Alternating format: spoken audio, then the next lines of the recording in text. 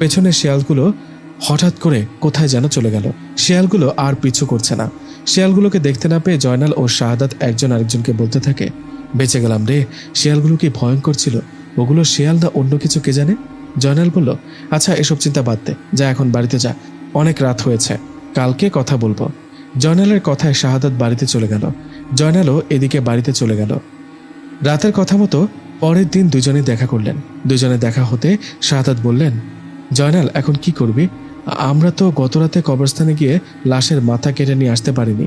আমরা যে ব্যর্থ হয়েছি এটা যদি কবিরাজ জানে তাহলে তো আমাদের কোনো দিনই কবিরাজি শেখাবেন না, আমাদের স্বপ্নও তো পূরণ হবে না। জয়নাল বলল, ঠিক বলেছিস, তাই দেরিতে হলেও আমাদের কবিরাজ কথা মতো কাজ করতে হবে। শাহাদাত বলল, মানে কি করবো তাহলে? কি করবো মানে? গত রাতে ব্যর্থ হয়েছি তাতে কি? আজ রাতে আবার যাব কোনো একটা লাশের মাথা কেটে নিয়ে আসতে? কি বলিস? কালকে রাতে যা হলো তারপরও আজকে যাব? জয়নাল বলল, কাল ঘটনা ঘটেছে বলে কি আজও ঘটবে নাকি? আজকে অন্য একটা কবরস্থানে যাব। শাহাদাত বলল, ভয় লাগছে। তবু ঠিক আছে, আমি রাজি। কখন যাব বল? রাত 12টার পর। দুই বন্ধু কথা শেষে যে যার বাড়িতে চলে গেল। এদিকে দিন পেরিয়ে রাত আসলো। ঘড়িতে রাত 12টা। কথা মতো দুই বন্ধু বেরিয়ে পড়ল একটা কবরস্থানের দিকে। গত রাতের মতো আজ আর গ্রামের কবরস্থানে না গিয়ে পাশের গ্রামের একটা কবরস্থানে চলে গেলেন দুজনেই। নিশিরাত ভয় করছে। ভয়ে ভয়ে দুজনে ঢুকে পড়ল কবরস্থানে। সেখানে গিয়ে খুঁজতে লাগলো নতুন কবর। আজ আর বেশিক্ষণ খুঁজতে হলো না। শুরুতে একটা নতুন কবর পেয়ে গেল। নতুন কবর দেখে দুজনে সেটা থেকে মাটি সরাতে লাগলো। দুজনে যখন মাটি সরাচ্ছে তখন বাতাসে একটা আওয়াজ ভেসে আসলো। মনে হচ্ছে কেউ ফিসফিস করে বলছে, চলে যা, চলে যা, বাঁচবি না, পালা এখান থেকে। আওয়াজটা পেয়ে দুজনে আশেপাশে ঘুরে দেখলেন, কিন্তু কাউকে দেখতে পেল না। কাউকে দেখতে না পেয়ে দুজনে আবারও মাটি সরাতে লাগলো। মাটি সরাতে সরাতে একসময় কবরে থাকা লাশটিকে দেখতে পেল। এটা একটা মহিলার লাশ। লাশটাকে দেখে জয়নাল বলল, শাহাদাত উপরে থাক, আজকে যাই হোক আমি লাশের মাথা না কেটে উপরে উঠব না। কথাটা বলে কবরে নেমে পড়লেন জয়নাল। আর কথা মতো কিছুক্ষণের মধ্যেই কবরে থাকা লাশের মাথা কেটে উপরে উঠে আসলো জয়নাল। গত রাতের মতো আজ আর কোনো শেয়াল বা কবর থেকে পা টেনে ধরা এরকম কোনো ঘটনা ঘটল না। ভয়ঙ্কর ঘটনা ঘটল তখন যখন শাহাদাত ও জয়নাল লাশের মাথা কেটে আবারও ওই কবরটাতে মাটি দিয়ে সেখান থেকে আসতে যাবে, তখনই একটা আওয়াজ ভেসে আসে। কেউ একটা ভয়ানক কণ্ঠে বলে, কিরে কোথায় যাচ্ছিস আমার মাথাটা নিয়ে? কথাটা শুনে দুজনেই ভীষণ ভয়ে ভয়ে এদিক সেদিক তাকাতে থাকে। শরীর কাঁপতে থাকে দুজনের। আওয়াজটা কোথা থেকে আসছে? কে বলছে? সামনে তো কাউকে দেখতে পাচ্ছি না। এমন অবস্থায় দুজনে খেয়াল করেন খুব ভয়ঙ্কর একটা দৃশ্য।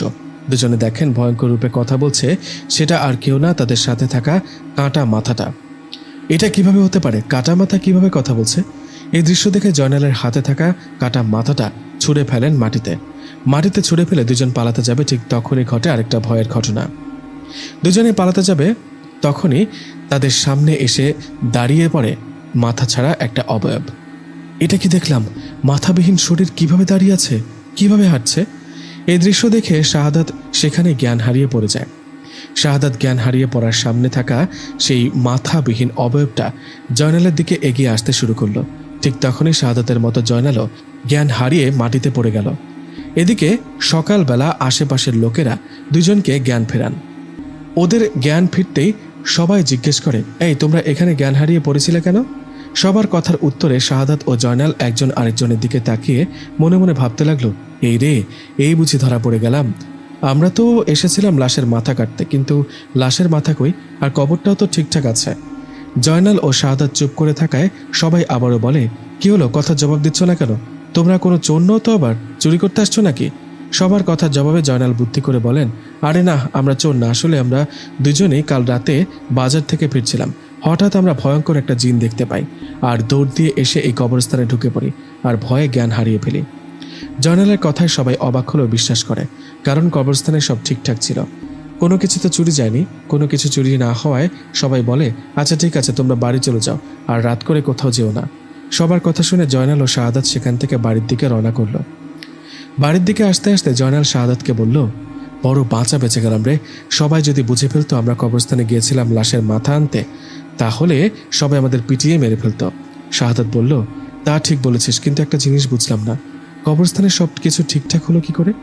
আমরা যে কবরটা খুললাম, লাশের মাথা কাটলাম, এগুলোর ব্যাপারে তো কেউ কিছুই বুঝলো না। জয়নাল বলল, আমিও বুঝতে পারছি না আসলে রাতে ঘটনাটা ঘটলো কি। আমি এরকম ভয়ঙ্কর জিনিস কখনো দেখিনি। কাটা মাথাটা কিভাবে কথা বলল, আর মাথা ছাড়া শরীরটাও বা কিভাবে আমাদের সামনে এসে দাঁড়ালো? শাহাদাত বলল, সেটা তো আমারও প্রশ্ন। আর বলিস না, আমি যে মারা যায়নি এটাই অনেক। এরকম ভয়ঙ্কর জিন কখনো দেখিনি, আর দেখার ইচ্ছাও নেই। জয়নাল বলল, সেটাই তো, কি করবো এখন? সব বাদ তাহলে? শাহাদাত বলল, বাদ মানে? এসবের নাম আর মুখে নিবি না। আমাদের কবিরাজি শেখার শখ মিটে গেছে, আমরা আর এসব কিছু শিখতে চাই না। হ্যাঁ, ঠিক বলেছিস, এগুলো কঠিন কাজ। মরতে মরতে বেঁচে গেছি। আচ্ছা, বাড়ি এসে পড়েছি, তুই যা বাড়িতে, আমিও বাড়িতে যাই, কালকে আবার দেখা হবে। কথাটা বলে দুই বন্ধু যে যার বাড়িতে চলে গেল। দুজনে বাড়িতে যাবার পর ভাবছিল, সমস্যা বুঝি সেখানেই শেষ, আর কোনো সমস্যা হবে না মনে হয়। কিন্তু না, দুজনের ধারণা ভুল করে সে রাতে দুজনের সাথে ভয়ঙ্কর রকমের একটা ঘটনা ঘটে।